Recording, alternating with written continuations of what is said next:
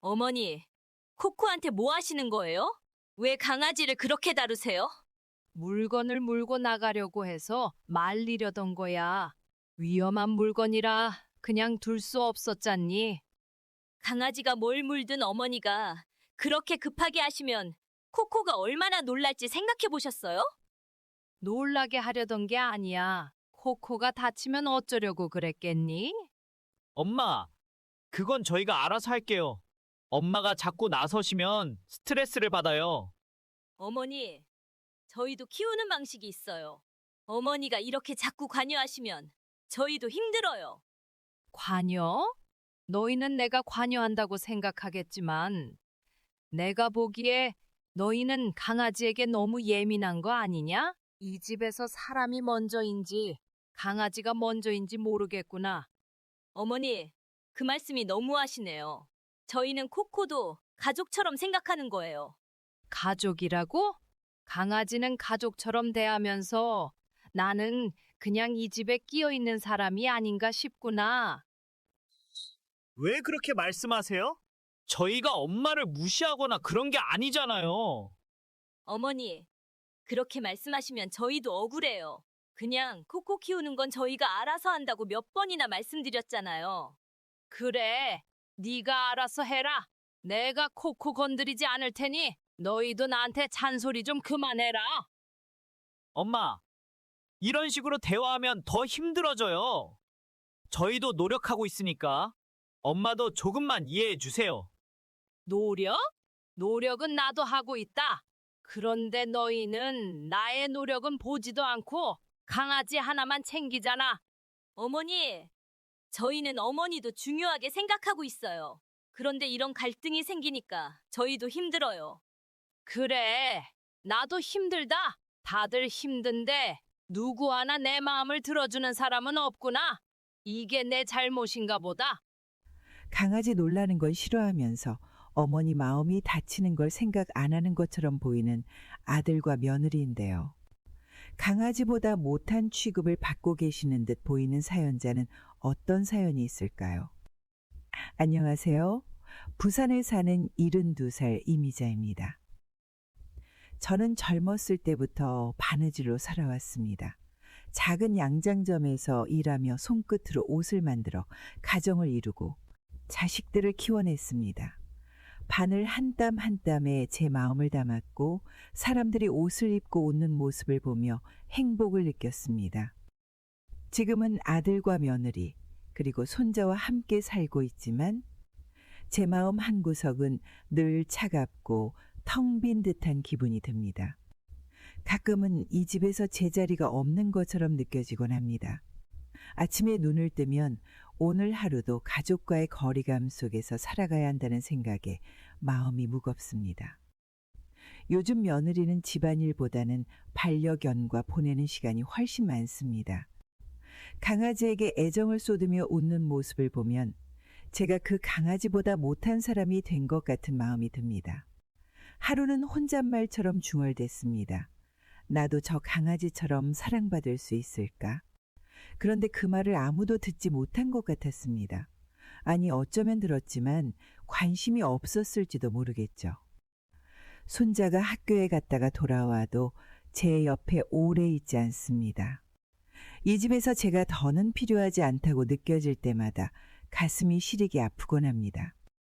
이런 날이 쌓이다 보니 이제는 제 스스로에게 묻는 시간이 많아졌습니다. 나는 왜 이렇게 되었을까? 제가 살아온 이야기를 듣고 공감해 주시길 바랍니다. 따뜻한 댓글 하나가 제게 큰 위로가 됩니다. 구독과 좋아요는 앞으로의 이야기를 전하는 데 큰 힘이 됩니다. 오늘은 가족들과의 거리를 좁히고 싶었지만 오히려 더 멀어질 수밖에 없었던 제 이야기를 들려드리겠습니다. 저는 부산에서 태어나고 자랐습니다. 어린 시절은 가난했지만 어머니가 매일같이 뜨개질을 하며 가족을 위해 애쓰시던 모습이 지금도 생생합니다.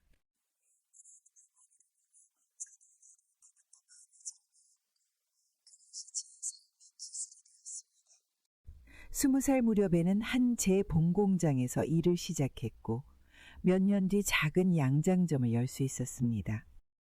그 당시 제게 가장 큰 행복은 제 손으로 만든 옷을 입고 웃는 손님들의 모습이었습니다. 옷을 만드는 과정은 고됐지만 완성된 옷을 손님에게 건넬 때 느끼는 보람은 그 무엇과도 바꿀 수 없었습니다. 젊었을 때 저는 가족과 미래를 위해 열심히 일하며 누구보다도 삶에 만족하고 있었습니다. 결혼 후 아들을 낳았을 때는 정말 기뻤습니다. 밤마다 아들의 작은 손을 잡고 이 아이를 위해 어떤 삶을 만들어줄 수 있을지 꿈꾸곤 했습니다. 아들은 밝고 건강하게 자라주었고 학교에서도 좋은 성적을 받으며 효심이 깊은 아이로 알려졌습니다. 아들이 대학에 들어가고 직장을 얻었을 때 저는 자랑스러웠습니다. 이 아이를 이렇게 키워냈구나 하는 뿌듯함이 제 마음을 가득 채웠습니다. 그 이후 아들이 결혼을 했을 때 저는 이제 더 큰 가족이 되는구나 생각하며 며느리를 진심으로 환영했습니다. 처음에는 며느리가 밝고 잘 웃는 모습이 마음에 들었고 이런 사람이라면 내 아들과 잘 살겠다고 믿었습니다. 결혼 후 몇 년 동안은 특별한 문제 없이 지냈습니다. 저는 손자를 돌보며 며느리와 함께 살림을 돕는 것이 당연하다고 생각했습니다. 손자가 처음 엄마라고 부르던 날, 그리고 작은 발걸음으로 할머니를 따라다니며 웃을 때는 제 모든 노력이 보답받는 듯한 기분이 들었습니다. 하지만 시간이 지나면서 분위기가 조금씩 달라지기 시작했습니다. 아들은 회사 일로 바빠졌고 며느리와의 대화는 점점 줄어들었습니다. 그때는 젊은 부부가 시간이 없으니 어쩔 수 없다고 이해하려고 했습니다. 가끔씩 며느리가 반려견 이야기를 하며 행복해하는 모습을 볼 때면 저 강아지가 저 사람에게는 얼마나 소중할까 하고 생각했습니다. 그리고 어느 순간 며느리의 관심이 가족보다는 강아지에게 더 쏠리는 것을 느꼈습니다. 이런 변화가 생기면서 저는 어딘가 조금 외로운 기분이 들기 시작했습니다. 부엌 창문으로 들어오는 햇살이 따스했지만 제 마음은 무거웠습니다. 새벽부터 일어나 정성껏 끓인 된장국 냄비를 들고 식탁에 올려놓으며 잠시 멈춰섰습니다. 온 가족이 둘러앉아 식사하던 때가 엊그제 같은데 이제는 텅 빈 식탁만 남았습니다. 아들은 여전히 바빴습니다. 아침도 제대로 먹지 않고 출근 준비를 서두르는 모습이 매일 반복됐습니다. 엄마, 나 바빠요. 아침은 나중에 먹을게요. 저는 그 말을 들으며 짧게 답했습니다. 그래, 오늘도 힘들지 않게 다녀와. 그러나 아들은 문을 닫으며 이미 집을 나섰습니다. 제 대답은 항상 공중으로 흩어지고 말았습니다. 거실에서는 며느리가 코코를 품에 안고 털을 빗고 있었습니다. 코코야, 이렇게 예쁜 강아지가 또 있을까? 오늘 미용실 가면 더 예뻐질 거야. 며느리의 다정한 목소리가 들릴 때마다 제 가슴은 답답해졌습니다. 며느리가 강아지를 품에 안고 웃고 떠드는 모습은 마치 다른 세상 사람처럼 느껴졌습니다.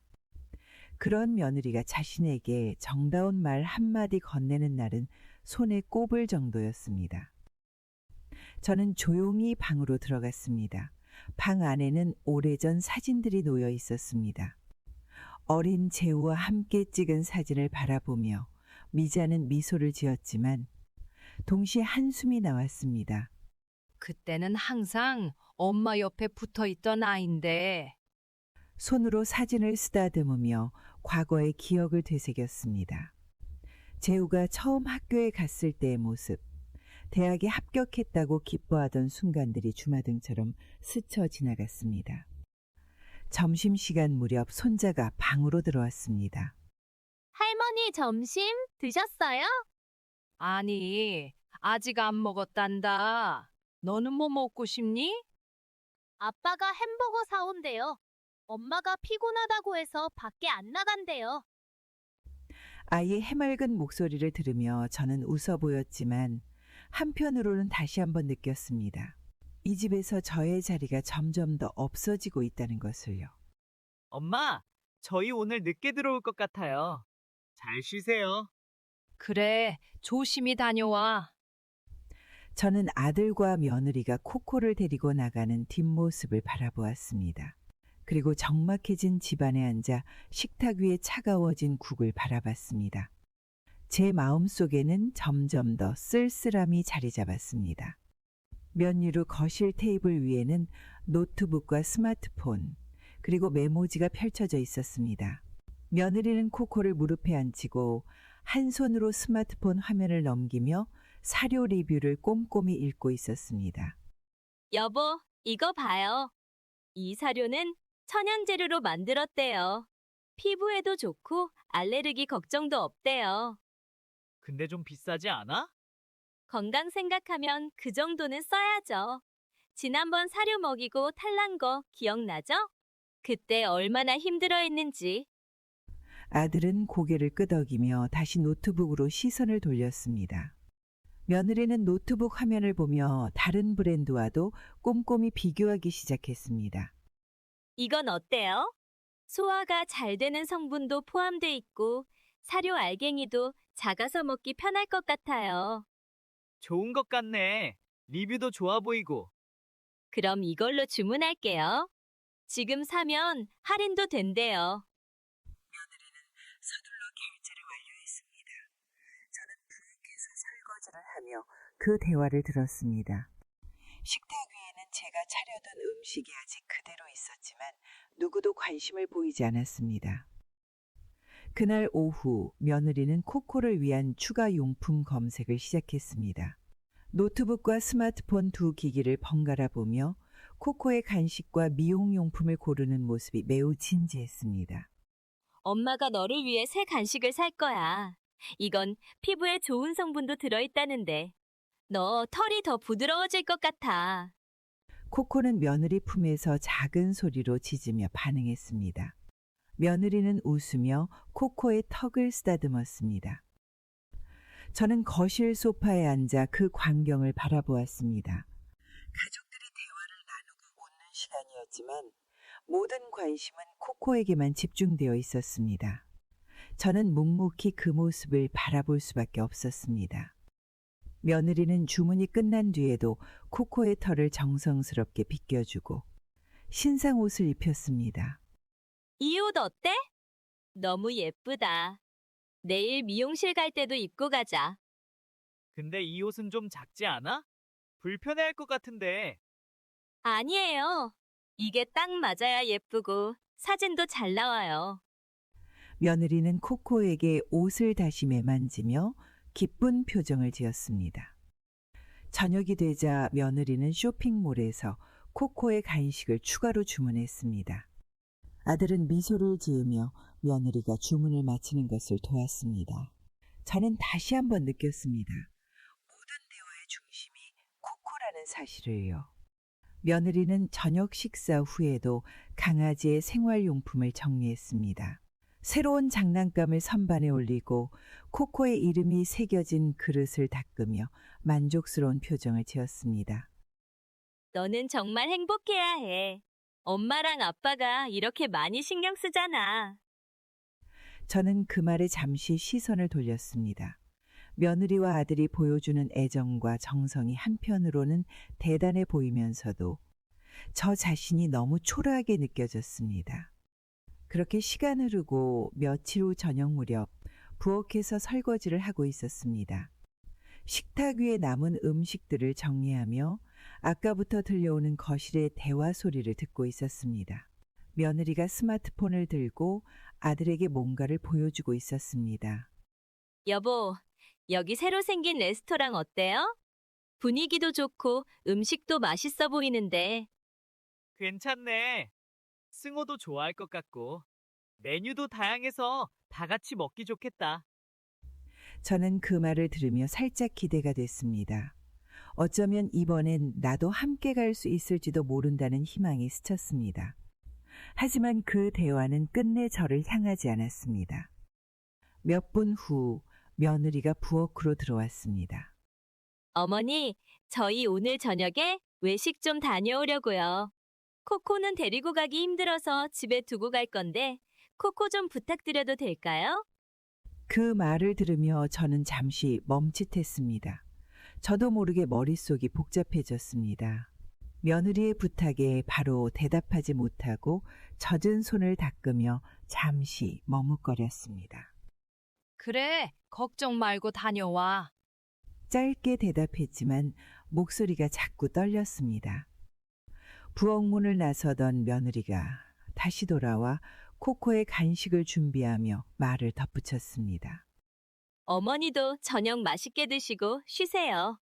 코코는 물이랑 간식 여기 두었으니까 신경 많이 안 쓰셔도 돼요. 저는 그 말에 다시 한번 고개만 끄덕였습니다. 잠시 후 아들이 외출 준비를 하며 거실에서 승호와 장난을 치고 있었습니다. 며느리는 방 안에서 거울을 보며 드레스를 매만지고 있었습니다. 엄마, 코코 산책은 제가 들어와서 다녀올게요. 저희는 금방 돌아올 거예요. 아들의 말이 끝나자마자 승호가 신난 목소리로 외쳤습니다. 아빠, 빨리 가요. 오늘 가면 디저트도 먹을 수 있는 거죠? 그들의 웃음소리가 집안에 가득 찼지만 저는 혼자 고요하게 설거지 마무리를 하고 있었습니다. 거실에서는 준비를 끝낸 며느리가 아들에게 소리쳤습니다. 여보, 이제 가요. 예약 시간 늦겠어요. 승호야, 신발 빨리 신어. 아들이 서둘러 승호를 챙기며 부엌 쪽으로 돌아보았습니다. 엄마, 저희 다녀올게요. 저녁 잘 챙겨 드시고요. 그래, 조심히 다녀와. 문이 닫히고 그들의 발소리가 멀어지자 집안은 다시 고요해졌습니다. 남겨진 집안은 적막했습니다. 소파 한쪽에 앉아 코코를 바라보니 강아지가 제 곁으로 다가와 발을 살짝 얹었습니다. 저는 코코의 머리를 쓰다듬으며 혼잣말처럼 중얼거렸습니다. 코코야, 넌 그래도 내가 있어 좋겠구나. 코코는 제 손길에 반응하며 꼬리를 흔들었지만 그마저도 제 마음을 채우기엔 부족했습니다. 앨범을 덮고 방 창문을 바라보았습니다. 창문 너머로 저녁 하늘이 붉게 물들어가는 모습이 보였습니다. 밖에서는 아이들이 뛰어노는 소리가 들렸습니다. 그 순간 거실에 놓인 식탁 위 음식을 떠올렸습니다. 저녁을 기대하며 차려놓았던 그 음식들은 저는 조용히 부엌으로 가서 음식을 정리하기 시작했습니다. 차갑게 식은 국을 냄비에 덜어 다시 데우며 생각했습니다. 가족과 함께 둘러앉아 밥을 먹고 웃으며 이야기하던 순간들이 이제는 너무 먼 과거의 일이 되었다는 사실을요. 저녁 시간 거실에 온 가족이 모여 있었습니다. 저는 한쪽 구석에 앉아 손으로 옷자락을 만지작거리고 있었습니다. 며느리는 스마트폰을 들고 코코의 사진을 찍으며 웃음을 터뜨렸습니다. 오늘도 예쁘네. 이거 꼭 올려야겠다. 아들은 화면을 함께 보며 고개를 끄덕였습니다. 이 사진 잘 나왔네. 사람들이 좋아할 거야. 그 모습을 지켜보며 저는 무슨 이야기를 꺼내야 할지 고민했습니다. 그런데 며느리가 갑자기 저를 보며 말을 걸었습니다. 어머니, 요즘은 이런 거 안 하시죠? SNS 같은 거요. 이런 건 해야 사람들이랑 소통할 수 있어요. 잘 몰라서 안 해봤어. 내겐 좀 어려운 것 같네. 조심스럽게 답했지만 며느리는 웃음을 터뜨렸습니다. 어머니, 그러니까 구식이라는 말을 듣는 거예요. 요즘 세상은 이런 게 기본이에요. 그 말의 순간 마음이 얼어붙었습니다. 구식이라는 단어가 제 머릿속에 깊이 남았고 저는 더 이상 무슨 말을 해야 할지 몰라 가만히 있었습니다.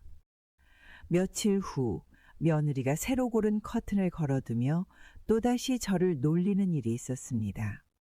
어머니가 쓰시던 커튼은 너무 낡고 촌스러웠잖아요. 이제 좀 더 현대적인 느낌으로 바꿔야죠. 보세요. 집 분위기가 완전히 달라졌죠? 저는 고개를 끄덕이며 멋쩍은 웃음을 지었습니다. 하지만 며느리의 말이 마음속 깊이 상처로 남았습니다. 제가 오랫동안 정성껏 가꾸고 소중히 여겨왔던 집안의 물건들이 하나 둘씩 사라지는 것 같았습니다. 그렇구나. 네가 보기 좋다면 잘한 거야.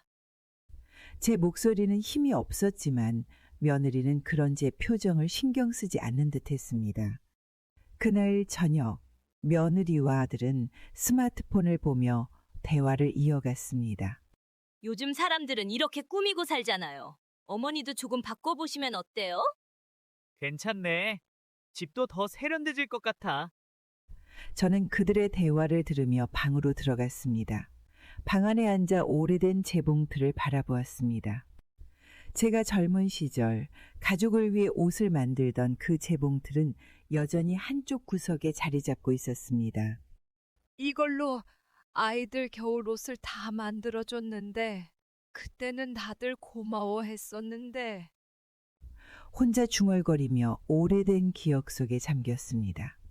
다음 날 며느리가 또다시 새로운 가구를 들여놓겠다고 말했습니다. 요즘엔 이런 가구가 유행이에요. 어머니가 쓰시던 건 너무 낡아서 보기 좀 그래요. 이제 바꿀 때도 됐잖아요. 저는 잠시 침묵하다가 작게 대답했습니다. 그래, 네가 그렇게 생각한다면 바꾸는 게 맞겠지. 하지만 제 마음속에서는 뭔가가 조용히 무너져 내리고 있었습니다. 아끼던 가구가 이제는 가치 없는 물건처럼 취급되는 현실이 너무 아팠습니다. 며느리는 새로운 가구를 자랑하며 친구들에게 전화를 걸어 이야기를 나눴습니다. 새로 들인 소파 정말 좋아요. 완전 현대적이고 세련됐죠? 이제 집이 좀 더 멋져 보이잖아요. 저는 며느리가 자랑하는 소파에 조용히 앉아보았지만 더 이상 이 집안에 제 자리가 없는 것 같은 기분이 들었습니다. 며칠 뒤 며느리가 코코와 함께 찍은 사진을 SNS에 올리며 또 한 번 웃음을 터뜨렸습니다. 요즘은 이런 강아지 사진이 대세라니까요.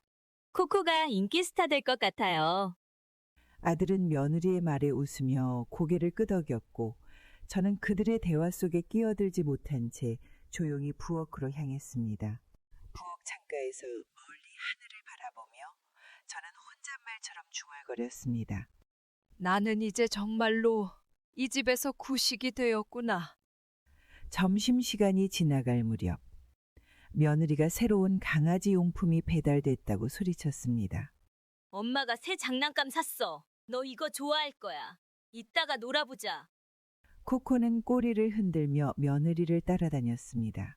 그 모습을 지켜보며 저는 느꼈습니다. 가족의 모든 관심이 코코를 향하고 있다는 사실이 더 이상 부정할 수 없을 정도로 명확해졌습니다. 그날 저녁 저는 식탁에 앉아 혼자 밥을 먹었습니다. 부엌문 너머로 며느리가 코코를 안고 웃으며 대화하는 소리가 들렸습니다. 엄마랑 평생 함께 하자. 너는 우리 가족의 중심이야. 그 말은 저를 얼어붙게 만들었습니다. 가족의 중심이라는 말은 한때 제자리였던 것 같은데 이제는 코코의 자리가 되어버린 현실이 너무도 선명했습니다. 부엌에서 설거지를 하던 중 갑작스럽게 어지러움이 몰려왔습니다. 손에 들고 있던 접시를 간신히 싱크대에 내려놓고 벽에 기대야 했습니다. 가슴이 답답하고 손끝까지 떨려왔습니다. 이러다 넘어질지도 모르겠네. 작은 목소리로 중얼거리며 겨우 의자에 앉았지만 몸의 떨림은 쉽게 가라앉지 않았습니다. 며칠 전부터 기운이 없고 몸이 무거웠지만 누구에게 말할 수 없었습니다. 아들은 회사 일에 쫓겨 아침 일찍 나가고 며느리는 코코를 돌보느라 바빴습니다. 가족들 앞에서 아프다고 말한들 진심으로 걱정해 줄까 하는 의문이 들어 차마 말을 꺼내지 못했습니다. 그날 저녁 상황이 더 나빠져 결국 용기를 내어 아들에게 요청했습니다. 아들아, 엄마가 요즘 너무 어지럽고 숨이 가빠서 병원에 가야 할 것 같아. 혹시 내일 시간이 되면 같이 가줄 수 있겠니? 아들은 노트북을 보며 잠시 멈칫하더니 고개를 저었습니다. 엄마, 이번 주는 너무 바빠요. 발표 준비 때문에 시간 내기가 어려울 것 같아요. 곧이어 며느리가 코코를 안고 방에서 나왔습니다. 제가 같은 부탁을 하자 며느리는 머리를 흔들며 대답했습니다. 어머니, 저도 이번 주는 힘들 것 같아요. 회사에서 새 프로젝트 시작해서 야근이 많거든요. 그냥 택시 타고 다녀오시면 안 될까요? 그 말이 가슴에 깊이 박혔습니다. 며느리가 바쁠 때마다 말하던 택시 타고 다녀오라는 말이 너무 익숙해져 있었지만 이번만큼은 그 말이 뼈아프게 느껴졌습니다. 다음 날 아침 병원에 가기 위해 혼자 집을 나섰습니다. 가슴이 답답하고 발걸음이 무거웠지만 누구의 손도 빌리지 못한 채 택시를 잡아타야 했습니다. 병원 대기실에 앉아 주위를 둘러보니 가족과 함께 온 사람들이 대부분이었습니다. 자식이 부모의 손을 꼭 잡고 부축해주는 모습, 부부가 서로를 챙기는 모습들이 눈에 들어왔습니다. 가슴 속에서 외로움이 더 크게 번져갔습니다. 진료를 마치고 집에 돌아오니 거실에서는 코코와 며느리가 놀고 있었습니다. 코코는 꼬리를 흔들며 며느리의 손길에 반응했습니다. 며느리는 밝게 웃으며 코코의 털을 빗어주고 있었습니다. 우리 아기, 예쁜 털 정리하자. 그 광경을 바라보며 저는 느꼈습니다. 가족의 모든 애정은 이제 코코를 향해 있다는 사실을 더 이상 부정할 수 없었습니다. 그날 밤 식탁에 앉아 혼자 밥을 먹으며 한숨을 내쉬었습니다. 창문 너머로 저녁 하늘이 보였지만 마음속 깊은 허전함이 하늘을 보는 눈길을 무겁게 만들었습니다. 제가 얼마나 아픈지, 얼마나 외로운지 가족 누구도 물어보지 않았다는 사실이 더 가슴 아프게 다가왔습니다. 며칠 후 코코가 갑자기 구토를 했습니다. 며느리는 놀라서 아들에게 소리쳤습니다. 갑자기 토했어. 빨리 병원 가야 해.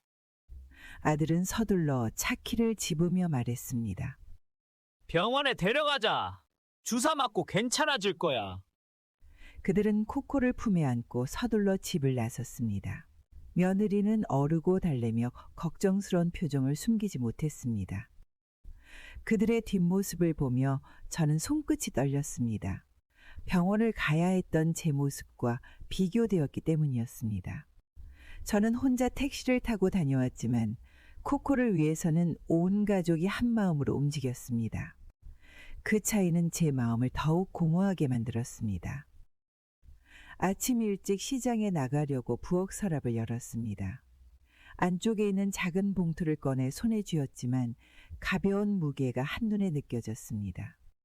생활비로 받은 돈은 늘 부족했고 이번 달은 더욱 빠듯했습니다. 이걸로 뭘 살 수 있을까? 조용히 혼잣말을 하며 봉투 속 돈을 세어보았습니다. 채소 몇 가지와 기본적인 양념을 사면 끝일 것 같았습니다. 며칠 전 며느리와 나눴던 대화가 떠올랐습니다. 어머니, 요즘 저희도 지출이 많아서요. 생활비는 이 정도로 드릴게요. 꼭 필요한 것만 사시면 괜찮을 거예요. 그 말은 제게는 지출에 대한 경고처럼 들렸습니다. 며느리의 표정에는 단호함이 담겨 있었고 저는 더 이상 말을 이어갈 수 없었습니다. 시장에서 무를 고르며 값을 흥정하는 동안 상인이 제게 권했습니다. 아주머니, 요즘 이 배추도 괜찮아요. 조금 더 가져가세요. 괜찮아요. 지금은 이 정도면 충분해요. 조용히 대답하며 손에 쥔 돈을 다시 한번 확인했습니다. 다른 사람들의 장바구니가 가득 찬 모습을 보며 제 손에 든 봉투가 더 초라하게 느껴졌습니다. 집으로 돌아오는 길, 며느리가 웃으며 코코와 함께 사진을 찍던 모습이 떠올랐습니다. 얼마 전 며느리는 새 강아지 용품을 주문하며 코코에게 말을 걸고 있었습니다. 코코야, 이번에 엄마가 너를 위해 신상 간식도 사고 새 옷도 샀어. 너도 좋아하겠지? 그 말이 귓가에 맴돌며 마음 한구석이 쓸쓸해졌습니다. 집에 도착하니 거실에는 새로 산 강아지 장난감과 옷이 깔려 있었습니다. 저는 부엌으로 들어가 방금 사온 채소를 정리했습니다. 봉투 속에 남은 돈이 없다는 사실이, 그리고 그것으로는 필요한 물건조차 채우지 못했다는 현실이 더 답답하게 느껴졌습니다. 며칠 뒤 조미료가 다 떨어져 며느리에게 말을 걸었습니다. 은미야, 조미료가 없어서 그런데 좀 더 살 수 있을까? 며느리는 잠시 멈칫하더니 미소를 지으며 말했습니다. 어머니, 제가 알아보고 필요한 만큼만 살게요. 이번 달은 예산이 빡빡해서요. 그 말에 저는 더 이상 아무 말도 할 수 없었습니다. 며느리가 예산이 빠듯하다고 말할 때마다 저는 제 요청이 번거롭다는 뜻으로 들렸습니다. 그날 저녁 며느리와 아들이 코코를 데리고 외출 준비를 하고 있었습니다. 며느리는 코코의 새 옷을 꺼내며 환하게 웃었습니다. 이번 옷은 코코랑 너무 잘 어울릴 거예요. 사진 찍기에도 딱이고요. 아들은 고개를 끄덕이며 긍정적으로 반응했고 저는 그들 곁에서 조용히 뒷모습만 지켜볼 수밖에 없었습니다. 그날 밤 식탁에 혼자 앉아 차갑게 식은 국을 떠먹으며 한숨을 내쉬었습니다. 창밖을 바라보니 이웃집에서 가족들이 함께 식사하며 대화하는 모습이 보였습니다. 방으로 돌아와 오래된 재봉틀 앞에 앉았습니다. 재봉틀을 손으로 쓰다듬으며 오래전 기억이 떠올랐습니다. 다음 날 아침 며느리는 또다시 코코의 새로운 물건을 쇼핑하며 즐거운 목소리로 아들에게 이야기를 건넸습니다. 이번에 산 강아지 침대는 진짜 최고야. 엄청 좋아할 거야. 이 정도는 꼭 사줘야죠. 그들의 대화를 들으며 저는 더 이상 제 이야기를 꺼낼 수 없다는 걸 깨달았습니다. 아침부터 거실과 부엌이 어질러져 있었습니다.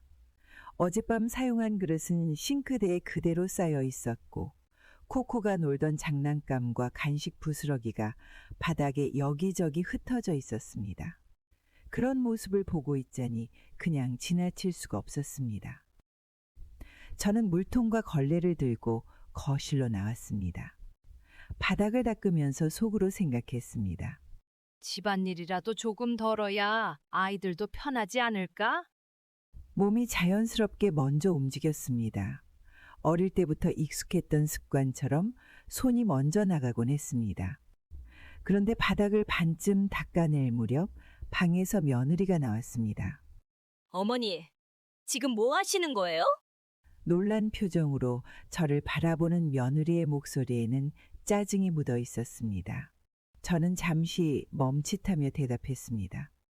바닥이 좀 지저분해 보여서 닦으려고 했단다. 손자도 뛰어다니고 코코도 있으니까 깨끗해야지. 하지만 며느리는 고맙다는 말 대신 짜증 섞인 목소리로 말을 이어갔습니다. 어머니, 괜히 그러시다가 허리만 다치세요. 연세도 있으신데 이런 건 저희가 알아서 할게요. 오히려 더 번거로워질 수도 있어요. 그 말에 손에 들고 있던 걸레가 무겁게 느껴졌습니다. 돕겠다는 뜻이 아니라 제가 하는 일이 방해가 된다는 뜻으로 들렸습니다. 그래, 알았다. 그럼 네가 나중에 해라. 작게 대답하며 걸레를 내려놓았습니다. 마음속 깊은 곳에서 무언가 끊어지는 듯한 기분이 들었습니다.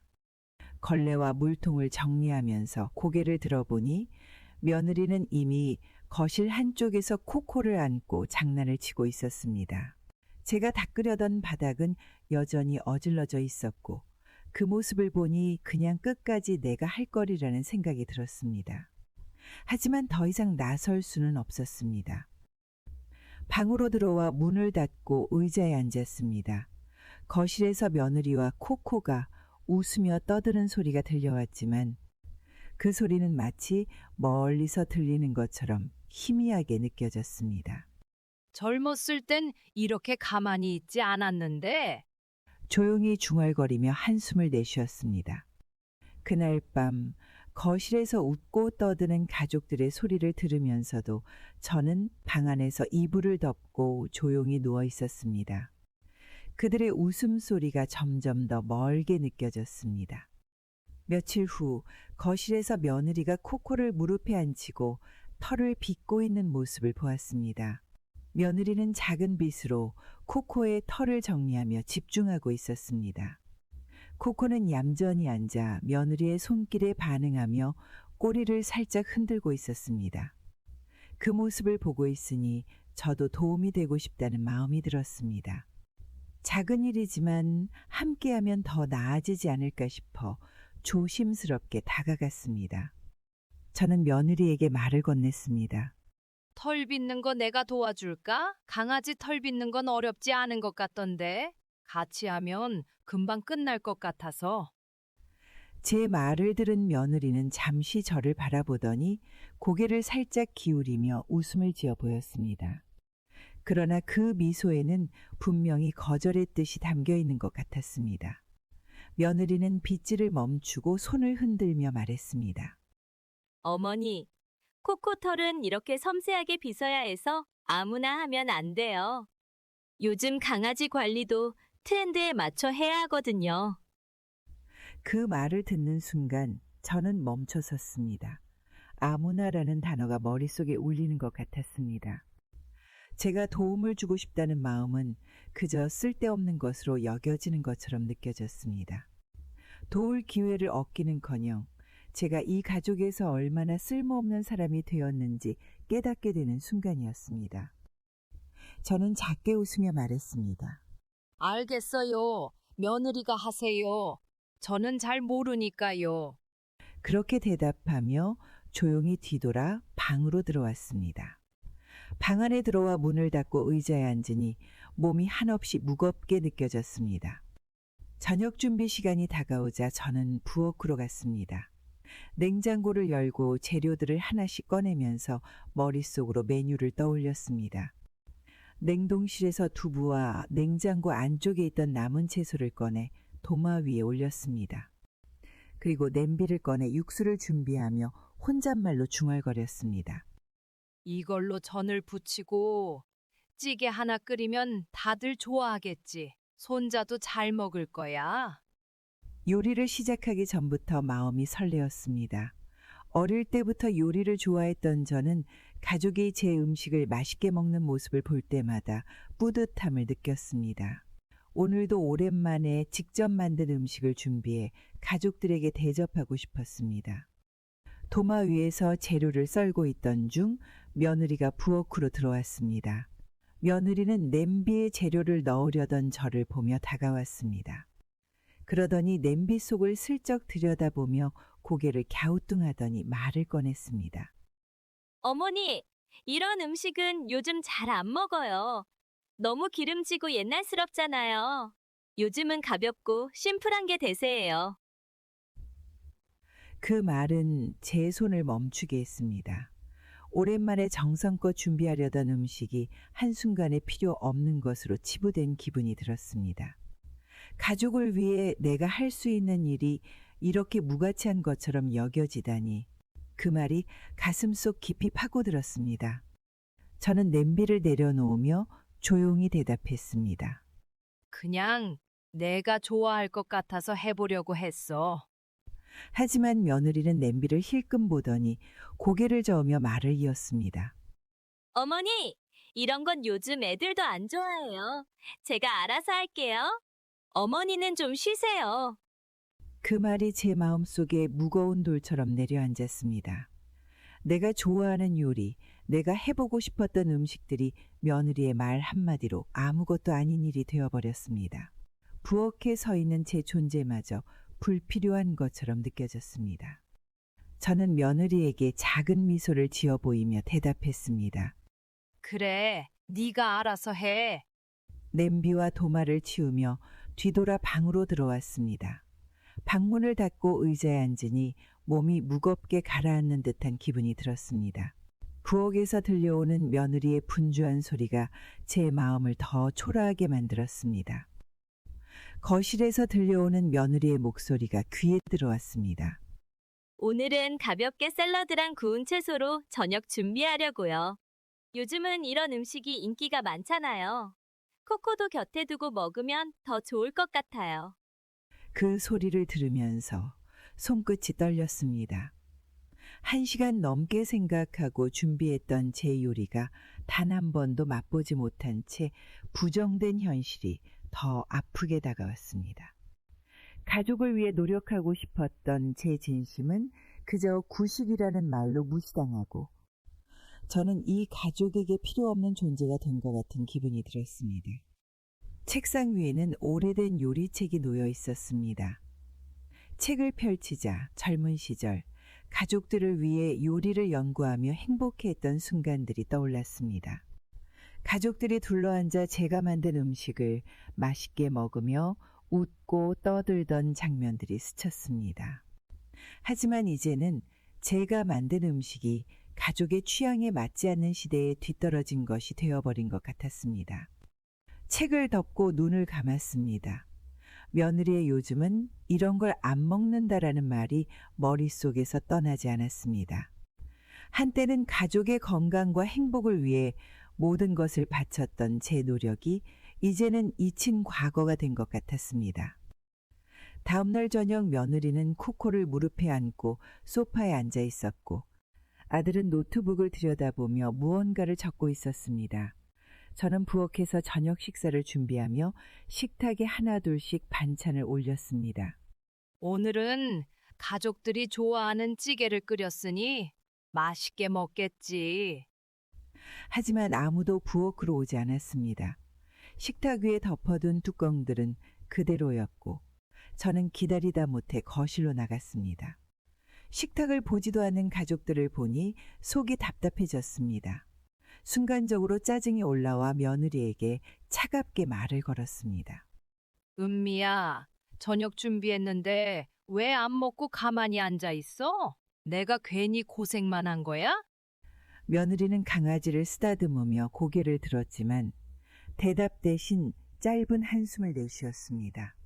그리고는 차분한 목소리로 말했습니다. 어머니, 그냥 간단히 먹으려고 했어요. 요즘 이런 기름진 음식은 부담스러워요. 그 말이 더 이상 참을 수 없을 만큼 속상하게 들렸습니다. 저는 손가락으로 식탁을 가리키며 쏘아붙였습니다. 네가 뭘 알아서 그런 말을 해? 내가 얼마나 정성 들여 만든 건데? 기름지니 부담스럽니? 그렇게 말하는 게 예의야? 아들도 며느리의 옆에 앉아있던 자세를 고쳐 앉으며 저를 바라봤습니다. 엄마, 너무 흥분하지 마세요. 은미도 그냥 자기 입맛에 안 맞는다고 말한 것뿐이에요. 그 말에 더 이상 대꾸하지 못했지만 마음은 한없이 무거워졌습니다. 며칠 뒤 사건이 터지고 말았습니다. 코코가 갑자기 기운 없이 늘어져 있다는 말에 며느리는 병원에 데려가야 한다며 바쁘게 움직이고 있었습니다. 저는 그 모습을 보며 도울 수 있지 않을까 싶어 다가갔습니다. 코코 병원 데려가는 길에 내가 같이 가줄까? 힘들면 나라도 데리고 가야지. 하지만 며느리는 깊은 숨을 쉬며 제 말을 잘라냈습니다. 어머니, 그냥 가만히 계세요. 오히려 더 힘들어요. 이런 일은 제가 알아서 할게요. 그 말에 저는 참을 수 없을 정도로 화가 났습니다. 손을 허리에 얹으며 목소리를 높였습니다. 그래, 네가 알아서 다 해. 나는 뭘 해도 다 방해만 되는 거잖아. 내가 나가라고 하면 내가 나갈게.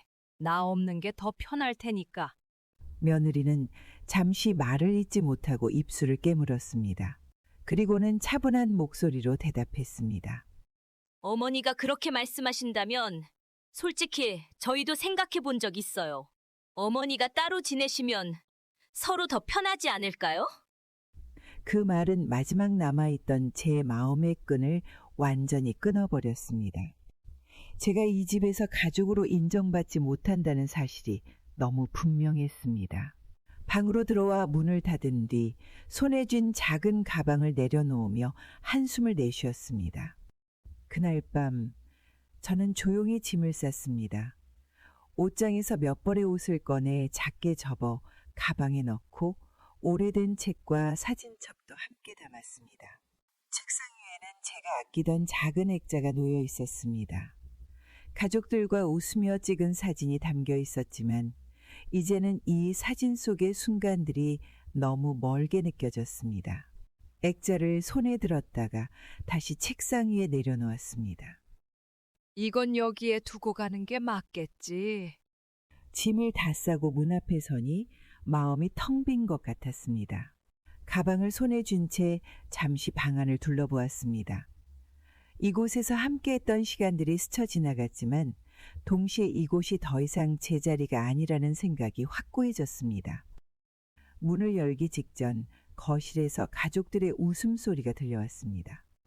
며느리가 코코와 장난을 치며 웃는 소리, 아들이 며느리와 이야기를 나누는 소리가 들렸습니다. 그 소리들은 저를 더욱 초라하게 만들었습니다. 이 집안에서 저는 투명한 존재가 되어버렸고 가족들과의 웃음 속에서조차 제 자리가 없다는 사실이 확실해졌습니다. 여기서는 더 이상 내 자리를 찾을 수 없구나. 문을 열고 밖으로 나왔습니다.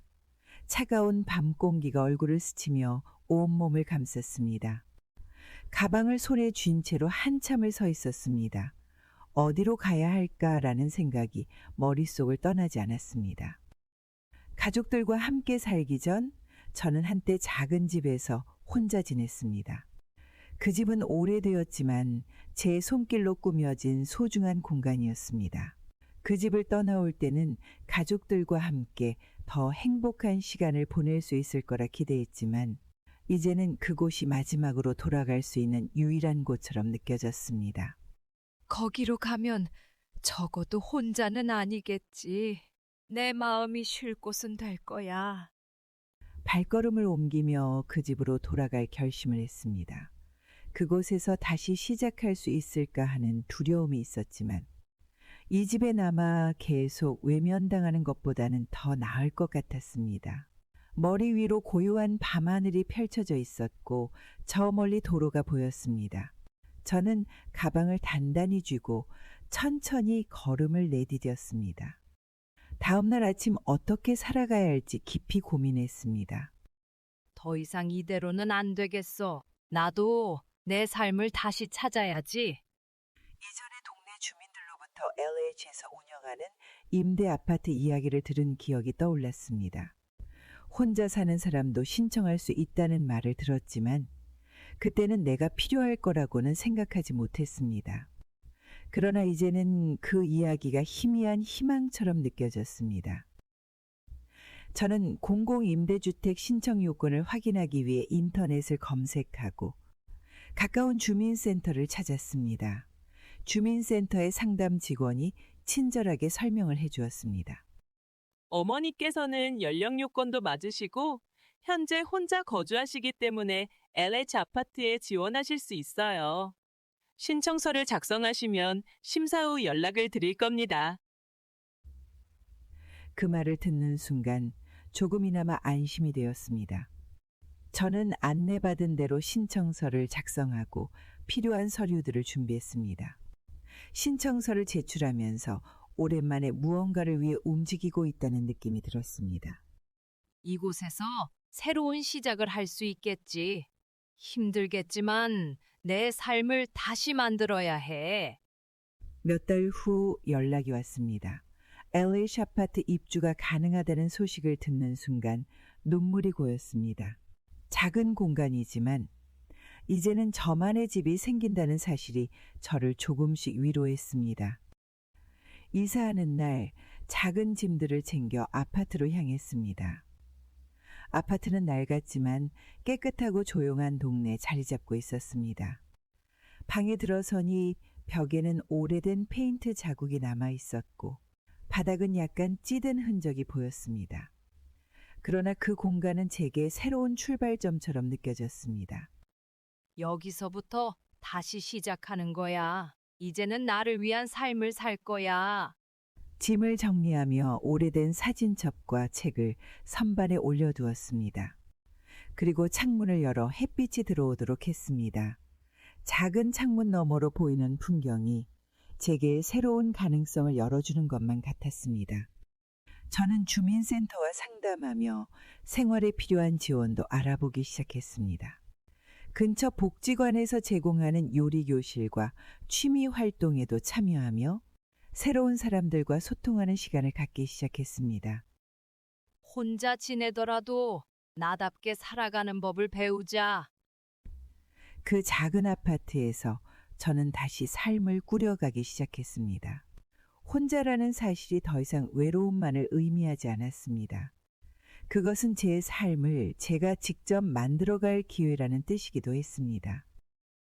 작은 아파트에서의 생활은 조용하고 한편으로는 낯설었습니다. 스스로 꾸려가는 생활 속에서 홀로 있는 시간이 많아질수록 저는 과거의 가족을 위해 바쁘게 움직였던 시간이 그리워졌습니다. 문득 부엌 한 구석에 놓인 오래된 요리책이 눈에 들어왔습니다. 손때 묻은 페이지를 넘기며 중얼거렸습니다. 이걸로 뭔가 다시 시작할 수 있을까? 내가 잘하는 게 이것뿐이니. 며칠 후 주민센터에 들렀을 때 한 상담 직원이 정부 지원으로 운영되는 한국 요리사 훈련 과정을 소개해 주었습니다. 어머니, 요리를 좋아하신다면 이 프로그램이 정말 좋을 것 같아요. 모든 비용이 지원되고 과정을 마치면 자격증도 받을 수 있거든요. 그 말을 듣는 순간 마음속에 작게나마 희망이 생겼습니다. 젊은 시절 가족을 위해 요리하며 느꼈던 설렘과 행복이 떠올랐습니다. 저는 서둘러 신청서를 작성하며 생각했습니다. 이번에는 나를 위해 해보자. 내 삶을 새롭게 만들어야 해. 며칠 후 드디어 수업 첫날이 되었습니다. 낯선 주방에 들어서니 다양한 연령대의 사람들이 모여 있었습니다. 모두들 앞치마를 두르고 강사의 지시에 따라 칼질 연습을 하고 있었습니다. 저는 손끝이 떨릴 만큼 긴장했지만 강사의 따뜻한 말에 점점 긴장이 풀렸습니다. 요리는 실수를 통해 배우는 겁니다. 두려워하지 말고 손을 움직이세요. 칼을 손에 쥐고 채소를 썰어 나가니 오랜만에 손끝에서 익숙한 감각이 느껴졌습니다. 도마 위에서 칼질 소리가 나는 동안 마음 한구석에서 오랫동안 잊고 있던 설렘이 되살아났습니다. 시간이 지나자 매 수업이 기다려질 정도로 요리에 몰두했습니다. 강사로부터 전통 한국 요리의 기본부터 응용까지 배울 때마다 새로운 조리법에 눈을 뜨는 기분이 들었습니다. 찌개 하나를 끓일 때도 재료를 더 풍부하게 활용하는 방법, 깍두기를 담글 때 배를 갈아 넣어 깊은 맛을 내는 방법 등 제가 알지 못했던 기술들이 제 손끝에 새겨지는 것 같았습니다. 수업이 끝난 후에는 만든 음식을 참가자들과 함께 나누며 이야기를 나누었습니다. 어머니, 어쩜 이 깍두기를 이렇게 맛있게 만드셨어요? 저도 배우고 싶어요. 그 말을 들으니 마음 한구석이 따뜻해졌습니다. 이런 칭찬을 받으니 오랜만에 정말 기분이 좋네. 내가 잘할 수 있는 일이 있다는 게 얼마나 다행인지 몰라. 몇 달이 지나 수료가 가까워지자 자격증 시험 준비가 시작되었습니다. 처음에는 잘할 수 있을지 두려웠지만 수업에서 배운 기술을 복습하며 자신감을 키웠습니다. 시험장에서 재료를 손질하고 조리하고 음식을 세팅하면서 제 손끝이 익숙하게 움직이는 것을 느꼈습니다. 여기까지 왔으니 끝까지 해보자. 내 자신을 위해. 시험 결과가 발표된 날 합격 소식을 들었습니다. 제 이름이 적힌 자격증을 받는 순간 저는 눈물을 참을 수 없었습니다. 이게 정말 내가 해낸 거야. 그 자격증은 단순한 종이 한 장이 아니었습니다. 그것은 제가 오랜 시간 잊고 지냈던 제 가치를 스스로 증명한 결과물이었고 앞으로의 길을 열어줄 새로운 시작점이었습니다. 그날 밤 자격증을 책상 위에 올려두고 창문을 열어 밤하늘을 바라보았습니다. 작은 바람이 들어오며 제 마음을 채웠습니다. 이제 내 삶은 내가 만들어 갈 거야. 앞으로도 계속 해낼 수 있을 거야. 이후로도 저는 지역복지관에서 운영하는 프로그램에 참여하며 요리 기술을 더욱 갈고 닦았습니다.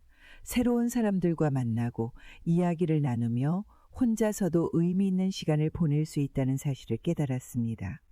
요리를 통해 저는 잃어버렸던 자신감을 되찾고 새로운 삶을 시작할 용기를 얻었습니다. 자격증을 따고 나서 제 안에는 용기가 생겼습니다. 혼자 살아가는 작은 아파트에서 이제는 제 삶을 새롭게 열어가야 한다고 생각했습니다. 요리로 제 인생을 바꾸고 싶다는 마음이 점점 강해졌습니다. 내가 사랑하는 요리로 내 가게를 열어보자. 이건 내 마지막 도전이 될 수도 있어. 몇 날 며칠을 고민하며 종이에 계획을 적고 계산기를 두드렸습니다. 적은 생활비로 어떻게 가게를 시작할 수 있을지 머리를 싸매고 고민했습니다. 결국 그동안 아껴 모은 생활비를 전부 끌어모아 소박한 반찬 가게를 열기로 했습니다. 손님들이 집에서 편하게 먹을 수 있는 반찬을 사갈 수 있도록 깍두기, 나물, 조림 반찬 같은 전통 음식을 메뉴로 정했습니다. 가게를 구하고 간판을 걸었을 때 작고 소박한 공간이지만 제 손으로 시작한 가게라는 생각에 마음이 벅차올랐습니다. 첫날 아침 반찬을 가지런히 진열하면서 혼잣말처럼 중얼거렸습니다. 이건 내가 만든 두부조림. 저건 참나물 무침. 손님들이 맛있게 먹어주면 정말 행복할 텐데. 첫 손님이 들어왔을 때 저는 긴장된 얼굴로 웃음을 지었습니다. 이 깍두기 하나랑 오징어 볶음 좀 주세요. 감사합니다. 정성껏 만들었으니 맛있게 드세요. 손님의 음식을 맛보고 고개를 끄덕이며 미소 지을 때 오랫동안 느끼지 못했던 뿌듯함이 가슴 속에서 퍼졌습니다. 하지만 시간이 지날수록 가게 운영은 생각보다 쉽지 않았습니다. 재료비, 임대료, 전기세 등이 계속 늘어나면서 이익은 점점 줄어들었습니다. 매일 밤 장부를 정리하며 깊은 한숨이 나왔습니다. 이러다 정말 문을 닫아야 할지도 몰라. 내가 너무 무리했던 걸까? 돈이 부족해지면서 재료를 살 때도 예전처럼 넉넉히 살 수 없었습니다. 손님들에게 양질의 음식을 제공하지 못하는 날이 늘어날수록 죄책감이 들었습니다. 그러던 어느 날 동생에게서 전화가 왔습니다. 언니, 잘 지내? 가게 운영한다면서?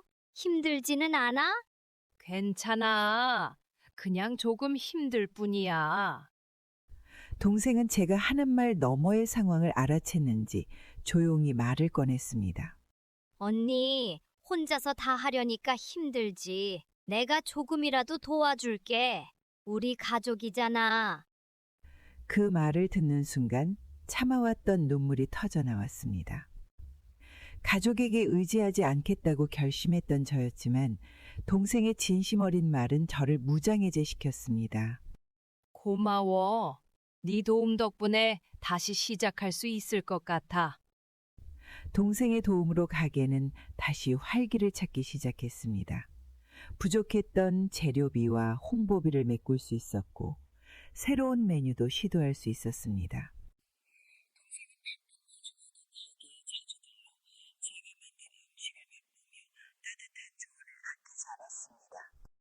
언니, 이 가지볶음은 정말 맛있다. 그런데 조금 덜 짜게 하면 더 인기 있을 것 같아. 알았어. 다음번엔 양념을 조금 줄여서 만들어 볼게. 동생의 응원은 제게 큰 힘이 되었습니다. 점차 가게를 찾는 손님이 늘어나기 시작했고 손님들은 제가 만든 음식을 먹으며 감사 인사를 전하곤 했습니다. 이 깻잎 무침 정말 맛있어요. 다음에 또 사러 올게요. 그 말을 들을 때마다 제 마음속에는 작은 꽃이 피어나는 것 같았습니다. 어느 날 동생과 함께 가게를 정리하며 저는 가만히 중얼거렸습니다. 이 가게가 내 인생의 새로운 출발점이 됐어. 너 없었으면 여기까지 오지 못했을 거야. 동생은 미소를 지으며 말했습니다. 언니가 잘했으니까 이렇게 된 거야. 앞으로도 계속 응원할게. 가게 문을 닫고 집으로 돌아오는 길, 밤하늘의 별빛이 유난히 밝게 느껴졌습니다. 작은 가게에서 시작한 제 노력과 사랑이 점점 더 많은 사람들에게 닿고 있다는 생각이 들었습니다. 여러분, 저는 삶의 어려움 속에서도 작은 희망을 놓지 않으려 노력했습니다. 누군가에게는 사소해 보일 수 있는 도전이지만 저에게는 다시 살아갈 용기를 찾는 여정이었습니다. 아들하고는 한 달에 한 번 정도 전화 통화하면서 지내고 만나지는 않고 있습니다. 어쩌면 이렇게 사는 게 편할 수도 있다는 생각이 듭니다. 여러분 저처럼 외로움이나 어려움을 겪고 계신 분들이 계시다면 제 이야기가 작은 위로가 되기를 바랍니다. 혹시 비슷한 경험을 해보셨거나 제 이야기에 공감하셨다면 댓글로 여러분의 생각과 마음을 나눠주세요. 여러분의 응원과 의견이 다른 누군가에게도 큰 힘이 될 거예요. 좋아요와 구독은 저의 작은 도전이 더 많은 분들에게 닿을 수 있는 큰 다리가 됩니다. 함께 해주신다면 앞으로도 제 이야기를 꾸준히 전해드릴게요. 여러분의 따뜻한 마음 하나하나가 제겐 큰 의미입니다. 감사합니다. 여러분 모두의 이야기도 응원합니다.